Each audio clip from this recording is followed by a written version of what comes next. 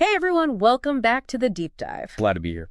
So today we're really getting into some fascinating material. We're looking at interpretations of Revelations, specifically chapters 12 and 13. Yeah, complex stuff. Definitely. Our goal is to kind of pull out the key insights from different sources, focusing on this really dramatic battle and how the timing just changes the whole picture. That's exactly it. The core mystery, you could say, is this big confrontation. You've got a furious dragon fighting against what the text calls the remaining offspring. Okay. Now,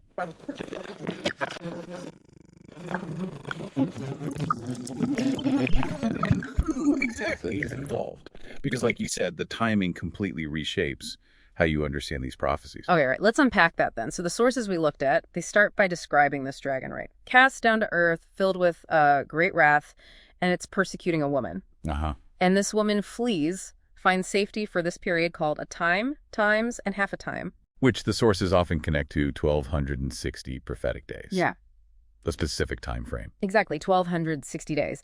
But then the dragon turns its fury, its anger, towards her remaining offspring.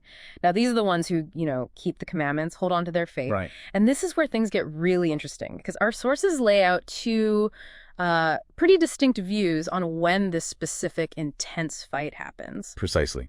It all really hinges on the timing of that conflict and also when this other figure, the beast, from chapter 13, emerges.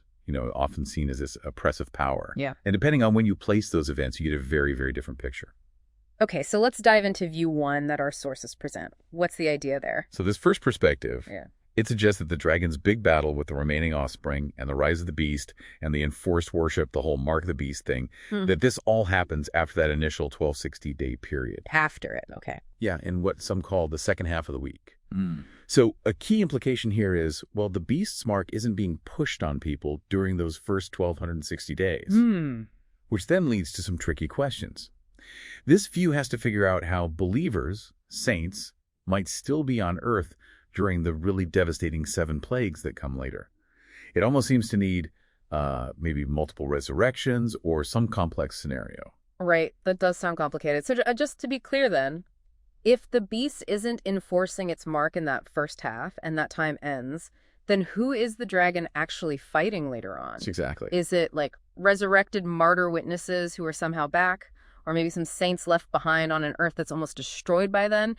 It raises some tough questions for that view. It really does. Those are the main challenges. Now, view 2, which, the material we reviewed seems to lean towards more strongly, it offers a totally different timeline. Okay, what's view 2's take? It basically argues that the dragon's fight with the remaining offspring, the beast's power trip, its reign, and the forcing of the mark of the beast, the critical loyalty test, it all happens during that initial 1260-day period. Oh, okay, so it pulls everything earlier. Exactly. It sees Revelation 13, where the beast comes out of the sea and gets all this worship, as describing what's happening inside that first 1260-day window. Wow, okay.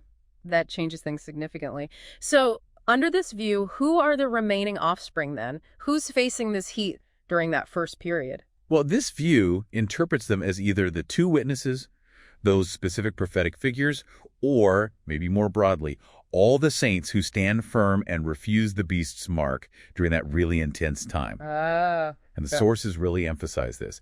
Anyone who rejects the mark during the specific 1260-day period is considered a martyr witness. Whether they physically die or not, their stand makes them a witness. Got it. So their refusal is their testimony. Precisely. And the conclusion drawn in the material is pretty stark. If beast worship is enforced during those first 1,260 days, then all who refuse the mark become these martyr witnesses. And then what happens to them, according to this view? Then, crucially, they are resurrected, they're transformed and taken up to the heavens. The text specifically places them at the glassy sea, a symbolic spot of victory after this 1,260-day period is over. Okay, wait. So if that's the case, Uh-huh. it means that by the time you get to the period of the 7 plagues, those final judgments, who's left on earth? According to this view, it would mainly be beast worshippers, right? That's the implication the sources point to. The saints who refuse the mark are no longer on earth enduring those final plagues. They've been taken. So the whole idea of the dragon fighting martyr witnesses in the second half of the week, as view 1 suggested, It just doesn't fit, according to view 2. it can't happen because they're already gone. They've been resurrected and are in heaven. The conflict with the saints, the test, it concludes at the end of those first 1,260 days with their transformation. Exactly. It wraps up that specific struggle. Wow. Okay, that is a fascinating deep dive. It really shows how shifting the timing just fundamentally alters how you understand the prophecy, who faces that ultimate test, and, well, when and where they end up. It really does. The when becomes absolutely critical. Yeah. And, this whole discussion, it kind of leaves us with a really important question for you, the listener, to think about. What's that? Well, if this ultimate test of faith, this period of intense pressure, happens earlier in the timeline than maybe some traditions suggest, how might that shift your own perspective? How might it change how you think about resilience, about divine protection, and maybe the role of courage during really difficult tribulation-like times? Something to consider.